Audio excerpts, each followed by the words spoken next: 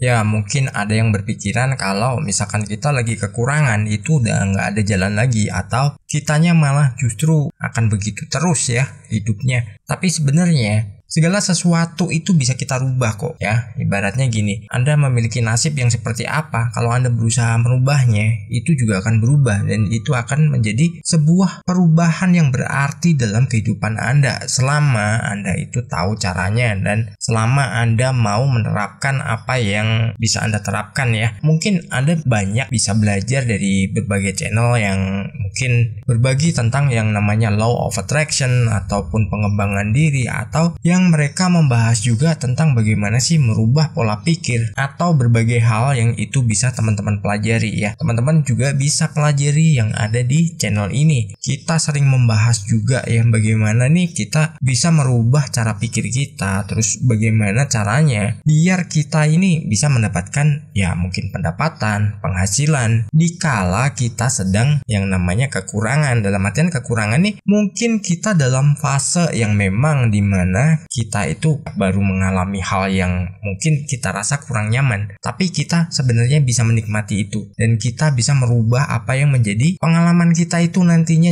akan menjadi sebuah cerita manis, dan itu bisa menjadi sebuah pembelajaran juga. Jadi kita bisa mengembangkan diri kita jauh lebih mantap lagi ya ke depannya ya. Saat kita udah melakukan segala hal yang itu berkaitan dengan bagaimana merubah pola pikir kita, dari situ akan muncul setiap kesempatan, dan gunakan dengan baik kesempatan itu. Karena dengan kita memanfaatkan kesempatan itu, maka kita akan mendapatkan peluang yang itu adalah sebuah pintu awal. Kita bisa keluar dari zona yang mungkin kita rasa kita nggak nyaman, atau kita merasa bahwa hidup kita ini berat banget. Yang jelas itu bukan sebuah cobaan, bukan sebuah ujian, tapi sebenarnya itu adalah persiapan kita untuk naik kelas ya. Kita ambil positifnya bahwa kita dipersiapkan. Begitu kita udah mendapatkan segala hal yang kita inginkan atau kita merubah kehidupan kita, maka kita tidak kaget. Ya, ada beberapa hal yang akan saya sampaikan di sini, nanti teman-teman bisa ikuti atau mungkin teman-teman bisa renungkan dulu nih bagaimana sih kita bisa berubah, atau teman-teman bisa pahami apa yang saya sampaikan. Kalau toh misalkan nih teman-teman belum paham, silahkan diulangi. Kalau ada pertanyaan silahkan bertanya, dan jangan sungkan pokoknya kalau teman-teman pengen berdiskusi bisa tuliskan di kolom komentar. Terus lagi kalau teman-teman yang udah bergabung di Telegram ya melalui link yang ada di deskripsi, silakan teman-teman kalau mau diskusi, teman-teman bisa diskusi, teman-teman bisa chat di situ ya. Jadi kita belajar bersama. Mungkin memang saya belum aktif ya di situ, jadi belum saya siapkan waktu khusus yang nanti akan ada pembahasan yang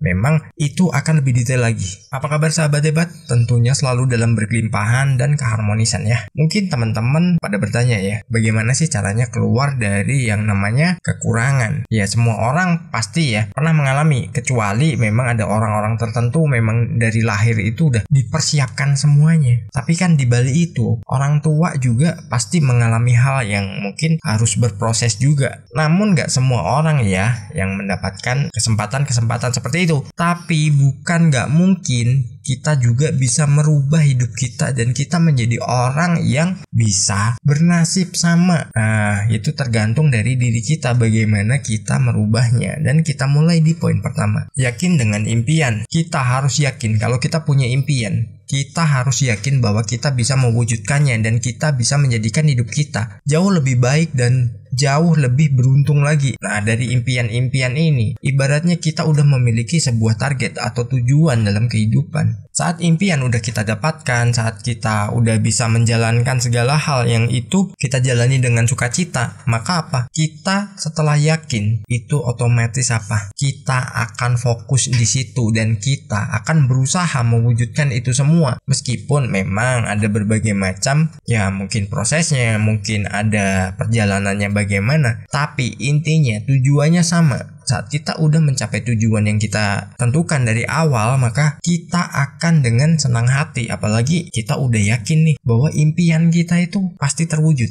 Nah, Kalau kita udah yakin seperti itu, maka ya sudah, kita tinggal terapkan kebiasaan-kebiasaan kita yang itu memang menghasilkan sesuatu yang kita senangi, yang kita sukai. Toh meskipun ada kalanya itu lagi turun, ya kita tetap senang aja menjalaninya. Karena apa? Kita udah memiliki kecintaan di situ. Ketika kita kekurangan, jangan fokus pada rasa kekurangannya. Kita fokus aja pada impian kita. Memang kita punya tujuan dan kita punya target, dan itu gak mungkin gak akan kita dapatkan dan kita akan terima, itu pasti, selama kita konsisten dan tidak berubah-ubah di perjalanannya. Kalau kita berubah-ubah ya sudah, nanti malah justru bingung, ini mau dikasih kok mintanya malah aneh-aneh, malah kesana kemari, dan akhirnya malah justru gak dapat apa-apa ya. Lanjut di poin kedua, proses itu bawa bahagia. Kadang ada orang berpikiran bahwa sebuah proses itu adalah sesuatu yang mungkin penuh dengan tangisan, tragedi, berdarah-darah, ataupun penuh dengan sesuatu yang dianggap itu adalah sebuah kesusahan. Gak selamanya seperti itu.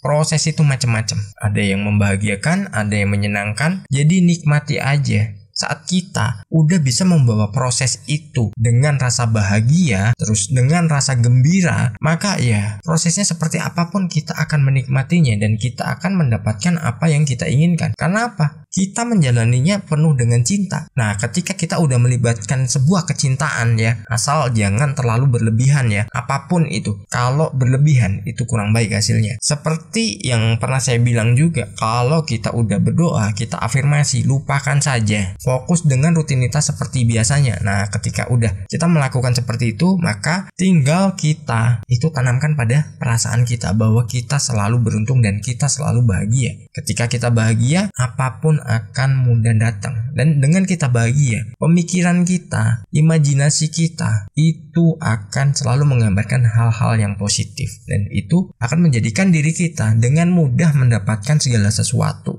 yang sudah menjadi harapan kita, menjadi impian kita. Lanjut di poin ketiga, tetap jaga semangat. Ya, kita nggak boleh loyo, kita nggak boleh berhenti di tengah jalan, apalagi sampai putus asa, sampai kita menghakimi diri sendiri.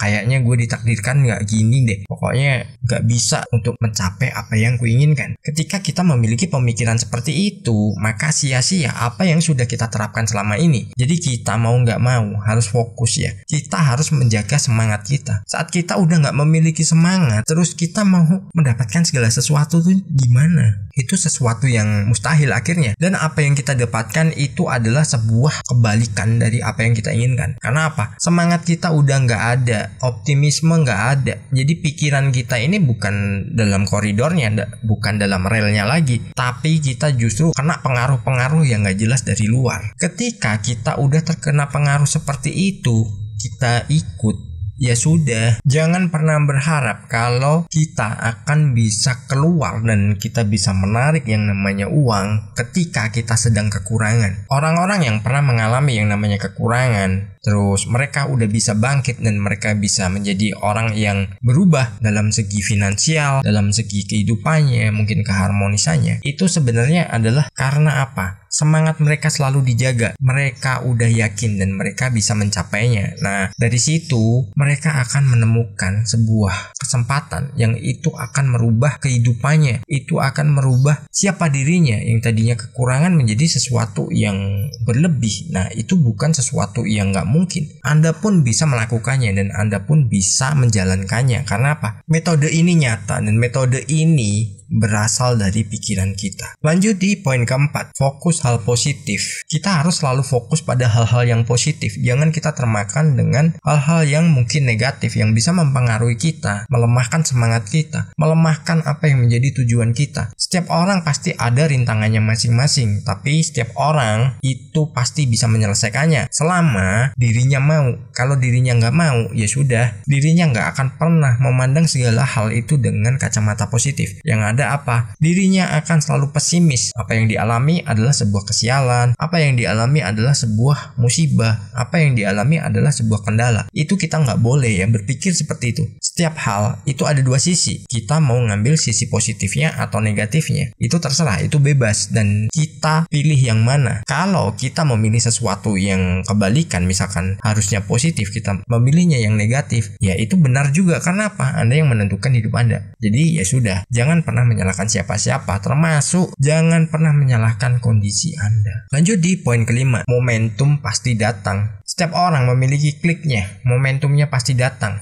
Kolonel Sanders itu lebih dari 1000 kali ditolak, tapi ketika momentumnya udah datang, ya sudah, dirinya berubah dan produknya bisa ditemui di seluruh dunia. Nah, itulah hebatnya orang yang selalu optimis, menjaga semangatnya dan berpikir positif, serta dirinya itu nggak pernah menyerah pada sebuah proses yang memang mungkin nggak menyenangkan, mungkin itu menyakitkan juga. Karena apa? Ya kita mungkin ditolak, kita mungkin diabaikan, ya itu hal biasa. Jadi jangan pernah kita berfokus pada hal-hal yang memang itu melemahkan kita. Setiap orang pasti memiliki momentumnya masing-masing, dan ketika kita peka, kita bisa mengambil kesempatan saat momentum itu datang dan kita bisa berubah drastis dalam kehidupannya. Jadi teman-teman selalu jaga semangatnya, jangan pernah menyerah meskipun dalam kondisi yang kekurangan atau kondisi yang mungkin serba terbatas. Ya nikmati saja dulu, tetap fokus pada impiannya, syukuri hal-hal kecil yang ditemui, syukuri apapun yang itu didapatkan meskipun itu hanya hal-hal kecil. Karena apa? Itulah yang akan merubah semuanya dalam kehidupan kita. Sukses berlimpahan.